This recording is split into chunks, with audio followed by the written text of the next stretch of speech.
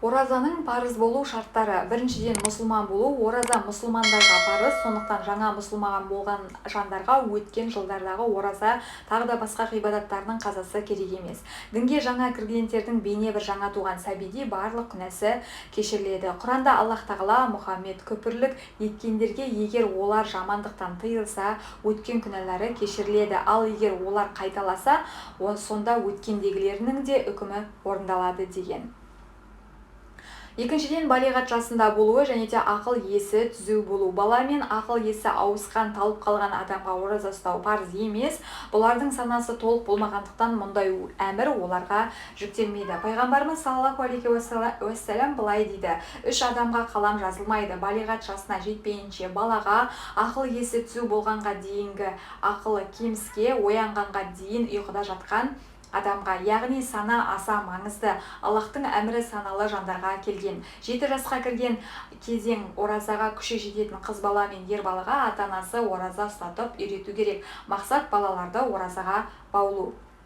Ақылы есі кемтар не есінен танып қалған адамдарға уақытша болса да ораза парыз емес. Ақылы орнына келсе, қазасы өтелмейді. Үшіншіден, ораза ұстауға күші жету және де жолаушы болмау. Науқас немесе жолаушыларға ораза парыз емес. Бірақ ораза ұстаса, оразасы дұрыс. Ал ораза ұстамаса, басқа күндері қазасын өтейді. Құранда былай дейді: ораза санаулы күндерде кімде-кім науқастанса яки жолаушы болса, басқа күндері өтесін. Кәрілік жасқа келіп ораза ұстауға шамалары келмеген жандарға ораза парыз емес. Сонымен қатар хайыз нифас кезінде әйелдер және де өзі немесе баласына зиян тиюі ықтимал екі қабат әйелдер мен бала емізген әйелдерде парыз емес.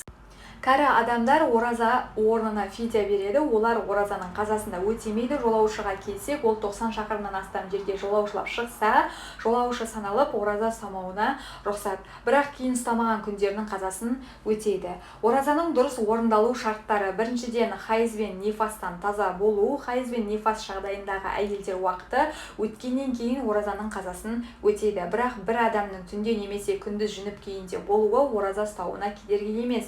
Бірақ мүмкіндігіне қарай ауыз бекітпес бұрын ғұсыл алу абзал. Екіншіден, ниет. Барлық оразаға жүрекпен ниет ету жеткілікті.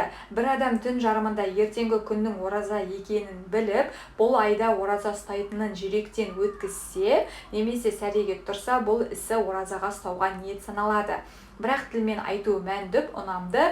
Барлық оразаға түнде немесе таң уақыты кірмей тұрып ниет ету абзал. Рамазан оразасына ниет етерде әрбір күніне жеке-жеке ниет ету шарт. Себебі әрқайсысы өз алдына жеке ғибадат. Бұл фақихтердің басым көпшілігінің пікірі.